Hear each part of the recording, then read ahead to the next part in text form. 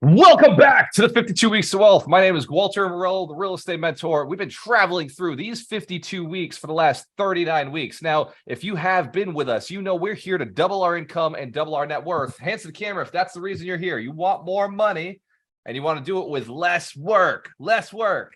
Excellent. Well, that makes us sound crazy, makes us sound lazy, but the truth is we know something that everybody else doesn't know.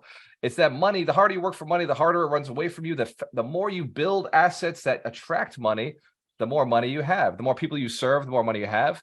There's an interesting strategy that we've been discussing over the past couple of months, and it's your network, right? Your network is your net worth. Hands to the camera if you've already figured this out. It's one of the reasons you've been acquiring more capital over the past few weeks. Wealth Principle 39. Wealth Principle 39 is how you do anything is how you do everything. Some of you may have heard this in the past, but it is a real situation, it's a real story. So this whole concept of investing in real estate, believe it or not, it is not special. It is not unique. The things that we do in real estate are the same things we do in our daily lives, whether it's making sure that we are waking up on time, going out and doing the right things to get ourselves happier. Who here, by the way, wants to be happier, wants to do the things that get them happier? Anybody want to do the things that get them in shape? We want to get there in shape. We want to be able to be flexible. We want to be able to feel young, right? And what about getting there with somebody? Who here wants to get there with somebody? Like, bring somebody along the journey. Like, nobody wants to go alone. Look, I've been to the top. It's not as lonely as they say, as long as you bring people with you. Hence, again, if you're committed to bringing somebody along the journey with you. All right, so this principle is actually going to help you with like figuring that out. How do we do all of these things? And also on the reverse side of it, Wealth Principle 39 is how you identify the mistakes you're making in your business right now. Hence the camera if you're not rich enough, if you know you're not where you want to be. Excellent. So maybe we've made some mistakes, right? Unless you're Thurman and you're like, just started, you just came out of the womb and you're just like a brand new entrepreneur.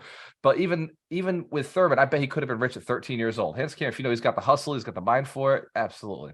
I think that this principle may be the game changer for each and every one of you. How you do anything is how you do everything. So I'm going to give you 10 examples, 10 questions, 10 ideas, thought-provoking concepts that are going to wake up your mind and activate something in you so that you can actually take action on this. Hands camera if that's valuable. If we just like dive right into principle, dive right into action steps. Awesome. So I wanted to try this, make it a little different from what we normally do. First one is late or just barely on time. Who here has been late before? Who here does it consistently? Consistently late, even if it's 1 minute or you've heard what they say. If you're on time, you're late. Does anybody agree to that? If you're on time, you're already late. So you got to show up early to be on time, a little before everybody else. This principle goes deep into showing up in business, right? So sometimes you only have a minute, like especially in the real estate world. If I call you and then somebody else calls you and somebody else calls you, whoever like you picked up on is the one you're going to be doing business with. Hence the camera if that's true or true. If you understand, like it's all about who you pick up for gets the answer. So what if two people call you at the same time, or what two people call you 5 minutes apart, but you now take the time, you wait to call them back.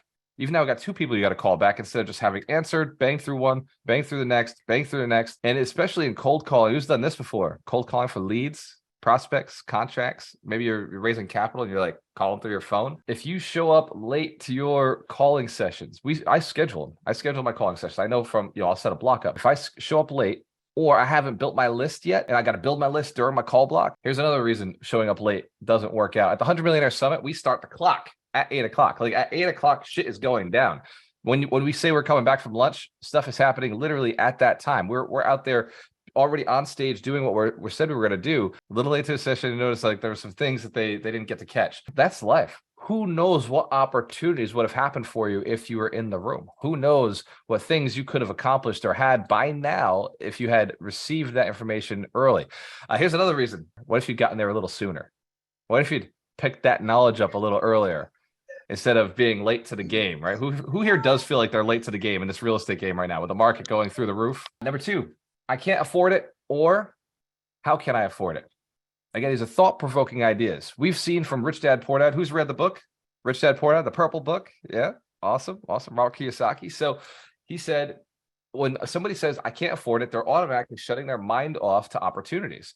How many times has an investor before in your life, before you became a really sophisticated investor who just buys property, like constantly buys, how many times before did you used to say, I can't afford that property? Answer the camera if anybody's ever said that, ever in your entire career as an investor, ever?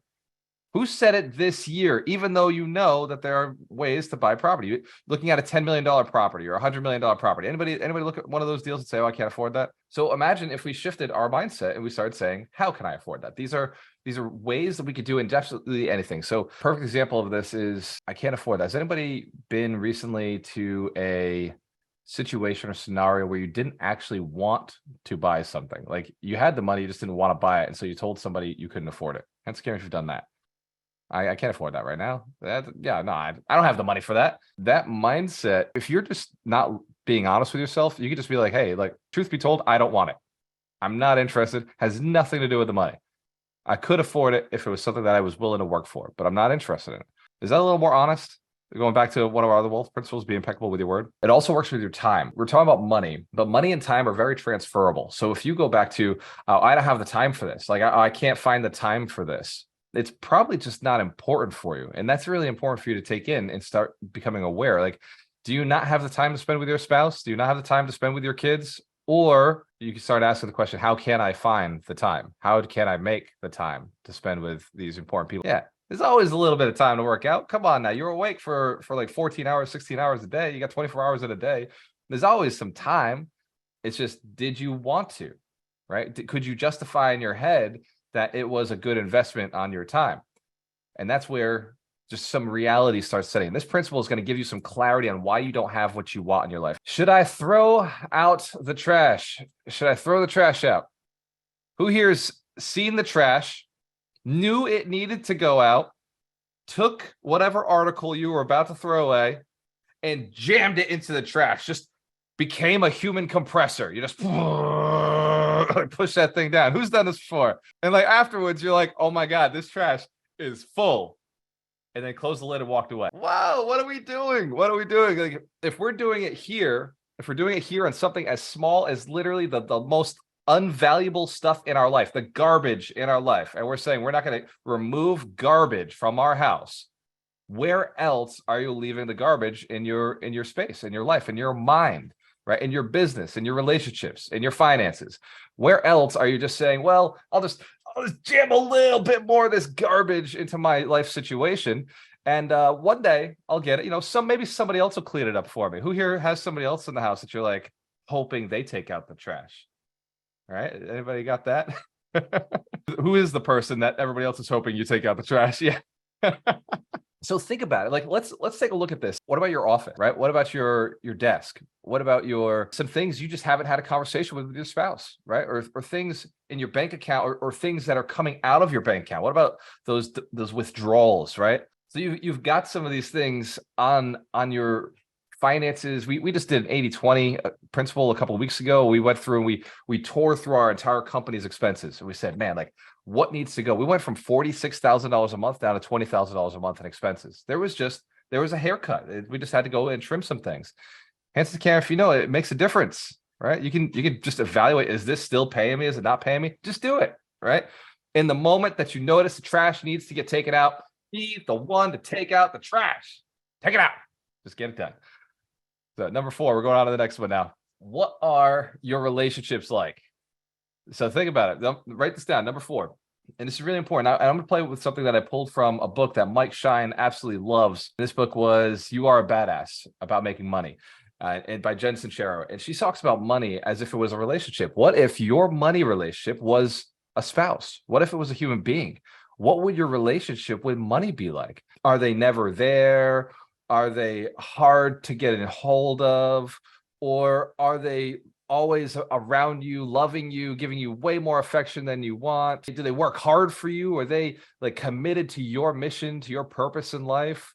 Or do you feel like they're up on a pedestal and really hard to attain? They're not paying you any kind of attention, right? Think about your money relationship as if it was a human being, as if it was a person, a relationship. Or do they sometimes go on vacation and not take you with them? Right? Are they sometimes, far away? You kind of know they're out there. You have a love for them. You know they love you, but like you're not 100% sure because they're never around.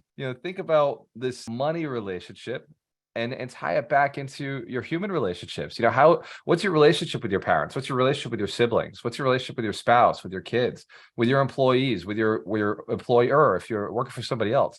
What's your relationship with your partners? And start looking at that. Do you trust them? Are they bringing you money? One of my affirmations is I always make my friends money and my friends love paying me. That's one of my affirmations because it's become a reality. I only work with good people. Another thing, I only work with good people who are motivated, who want to build in the same direction I'm building in, right? Who grow in the same direction that I'm growing in, who are looking to serve people in the same way that I'm looking to serve people. That's why it's 100 millionaires inspired to build 100 millionaires. The whole business model of everything that we do is around the relationships that I'm looking to have. If you got the ability to now reevaluate your relationships this week, and I do want you to highlight as you're writing down these 10, which one is the biggest opportunity for you?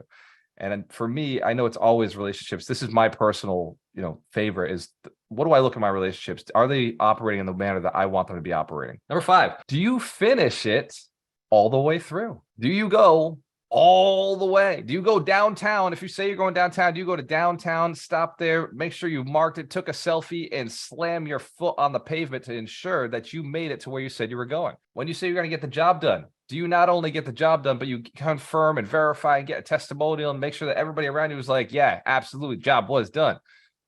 Or do you just like, I said I'd do it, but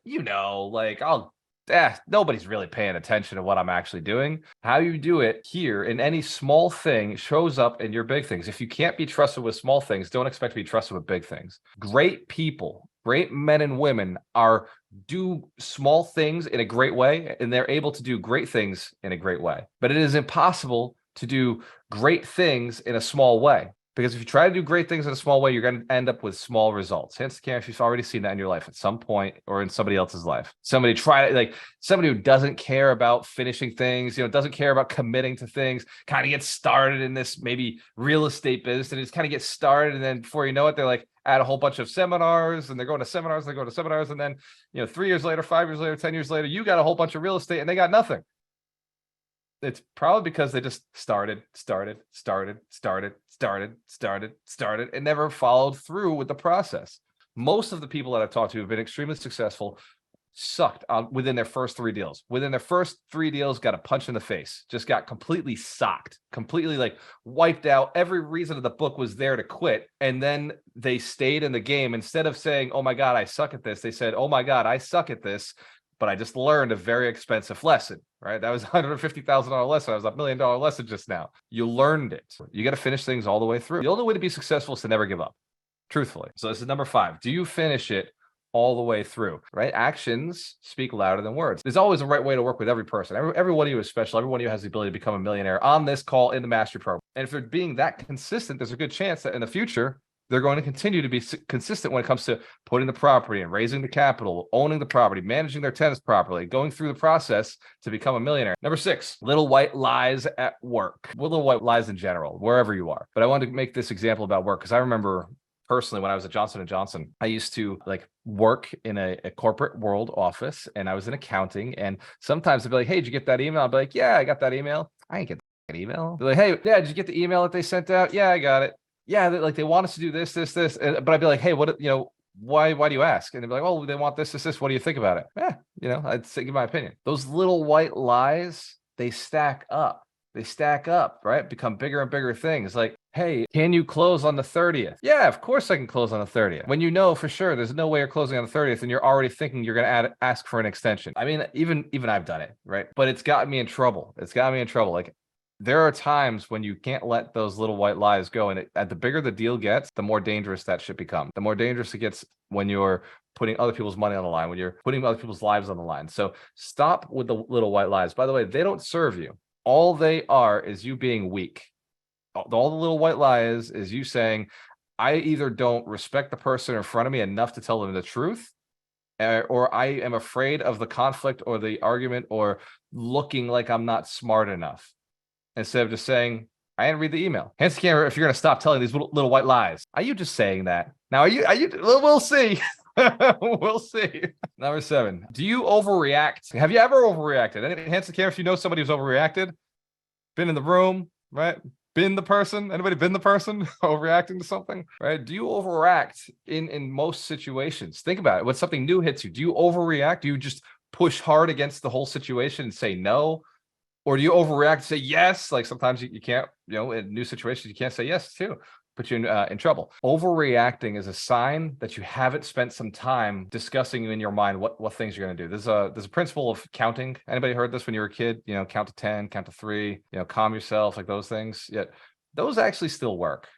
It's funny that a lot of the success stuff that makes you a millionaire is also the same stuff you heard as a child. Success isn't, like I said, it's not really that complicated. It's just about doing things that everybody else ignores, everybody else isn't doing. Overreacting is going to put you in trouble. I've never overreacted and done well. I've never had a situation where I overreacted and it worked out for me. Anytime I push too hard, because by the way, it's overreacting. It's not just reacting, right? It's not just reacting intentionally or powerfully. It's an overreaction, which means it went too far. Hence, Karen, if we understand the concept, it went too far.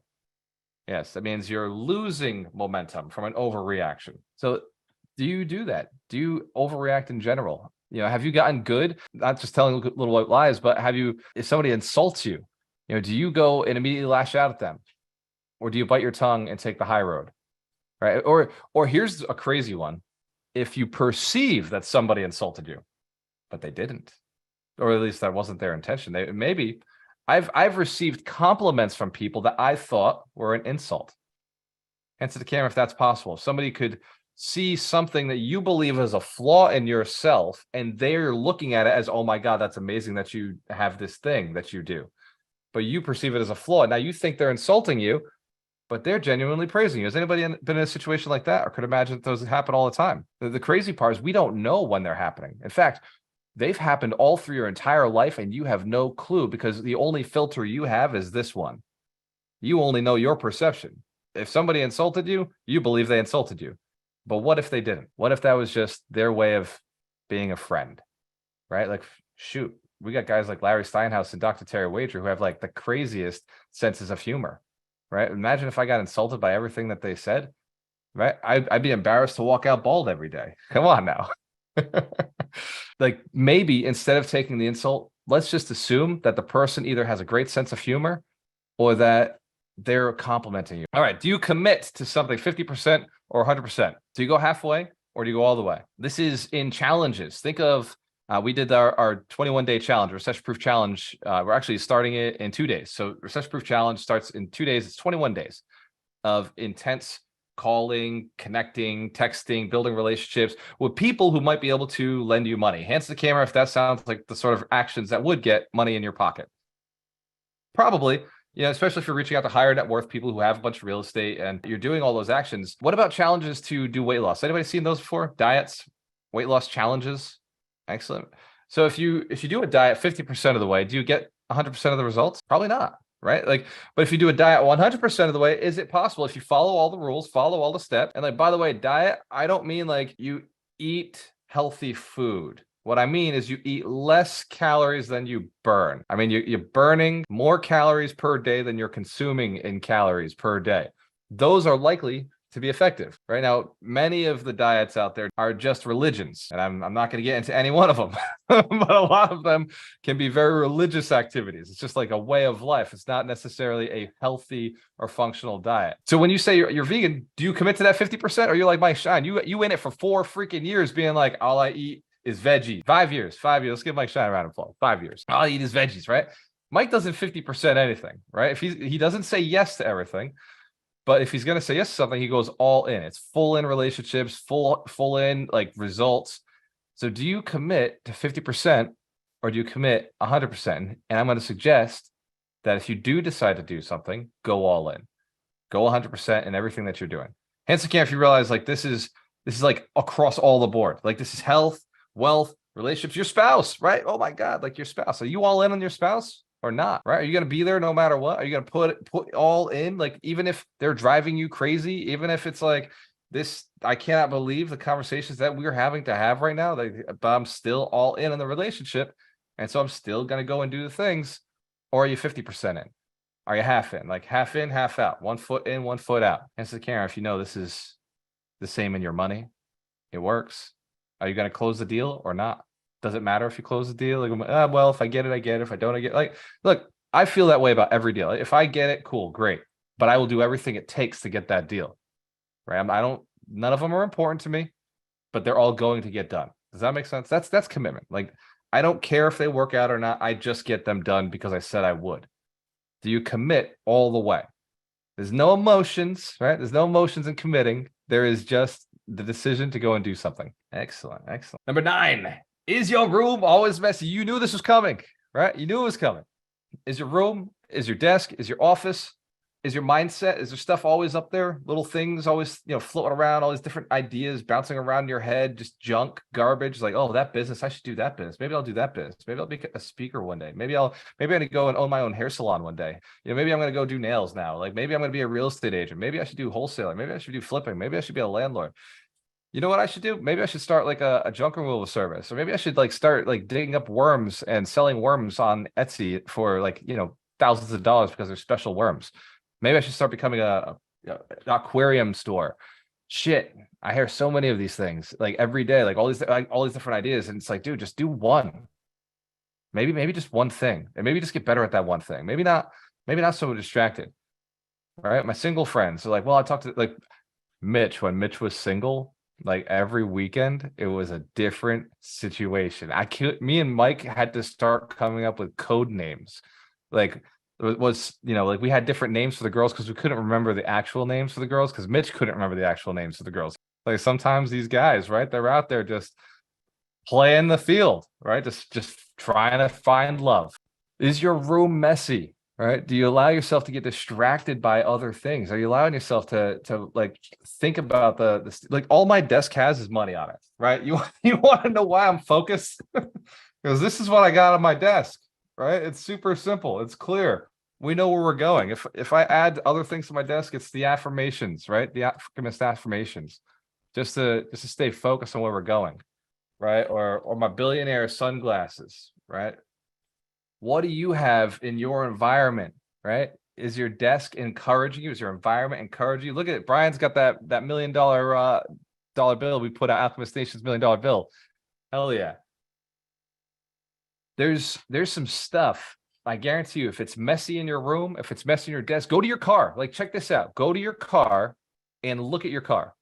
Do you keep it clean? If your car is clean, there's a good chance your finances are going to be clean.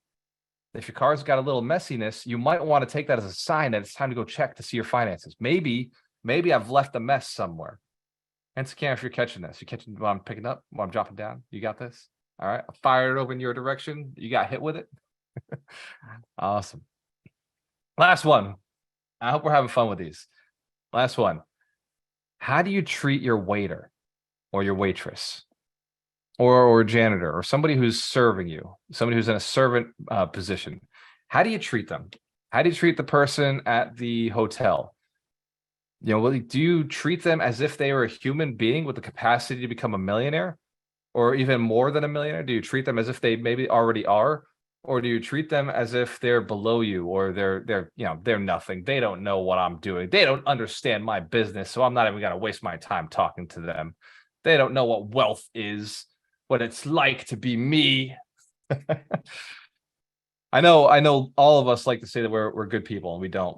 But at the 100 Millionaire Summit, I got to prove it to myself, right? I got to be there with the crew that was setting things up, the janitors, the security guards, the maintenance guys, the people who like their whole job is just to move chairs around at the hotel. And every year I see them, they recognize me. I recognize them. I know their names. Like we have good experiences. I'm sitting there setting shit up with them so that they know like that I care about them. That I see that, and I've given them books, right? And I encourage them. I introduce myself like, hey, what's up, future millionaire? Because I learned that from Mitch Durfee, right? Mitch Durfee always says, hey, what's up, millionaire? I love that, right? So I inspire the people that I'm hanging out with because I'm hoping that maybe that's the one thing, right? What if they realize they are a millionaire? What if the thing just wakes up inside of them and they go out and they do something with one of you? Who knows? Do you believe it's possible for you, right? Do you believe you can be a millionaire? Because if you don't believe it, like, do you believe that when you wake up tomorrow, you're going to go to the gym, right? If you don't believe you're going to wake up tomorrow and go to the gym, like it might be a little harder to believe you're going to be a millionaire, isn't it? If you don't believe you'll do the things that it takes to get you to where you're going to go, then why would you go and do them, right? If you got to believe that you have what it takes to get yourself to that next level, you got to believe that the money is worth it, that the relationships you're going to build are worth it, that the body you're going to have is worth it in order to go and take those actions. How you do anything is how you do everything. Wealth Principle 39 is a money maker. I mean, that's why we call them wealth principles, right? But this is an evaluator. This is a diagnostic situation. Start looking at things that are not money related. See things that you're like, oh, wait, this is one of those 10. Maybe I could improve this here. Go and look at your business. Go and look at your marketing. Go and look at your sales. Look at your leadership role. Look at the people you're partnering with. All right, look at the relationships that you're bringing around yourself. Who here feels like their spouse is a big part of their success? The person you spend most of your time with is a big part of your success. Absolutely. So go and evaluate that relationship. How are you treating it? I want you to go out, give your family a hug, a kiss, a smile, a high five, a daps, whatever it takes to get them feeling like you are the greatest person in their life and they're so blessed to know you. Cheers to your success. We have a choice. Always work with the best.